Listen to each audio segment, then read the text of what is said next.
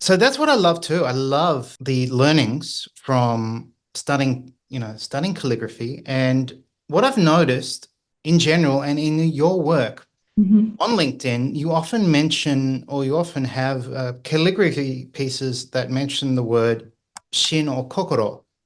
Yes. And, I guess in the West, we might understand Kokoro as heart, but it's more than that. I have this idea Mhm. it conveys mind, heart, and spirit almost as one entity. So it took me a while to understand Kokoro. But yeah, how would you define Shin or Kokoro? Yeah. Okay. The other day during our Zoom call, you said like that. You said it's difficult to translate kokoro into English with just one word. Yes. That's very true. Very true. Kokoro is a difficult concept to explain. Like many Japanese things, which are kind of vague. Mm. So Japanese people intuitively understand it, but it's generally difficult for us to explain it for foreigners.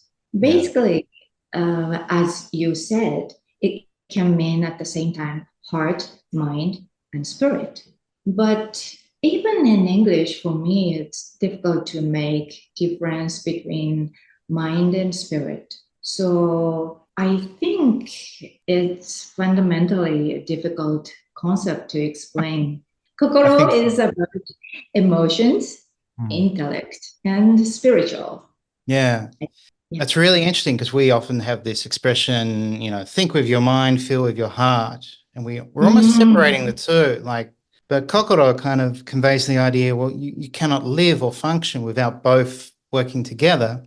Yeah, And yeah. then there's the spirit, which we probably don't, we're so busy in the world and the modern world, we don't connect to spirit that often. Some Mm. people might not even believe there is the spirit. They might only think it's just your mind and the heart just pumps blood and that's all. So I guess there's far more reflection behind these concepts of Japanese words, I think, compared to, modern Western thinking, and a lot of history. So that's why it's probably hard for Westerners to understand. And Mm. typically in the West, we're kind of looking for a quick answer, like, just tell me what it is. Don't worry about the detail, which is not really the best way to approach learning, I think, words in any language. The deeper you go, obviously, the better you can understand and communicate.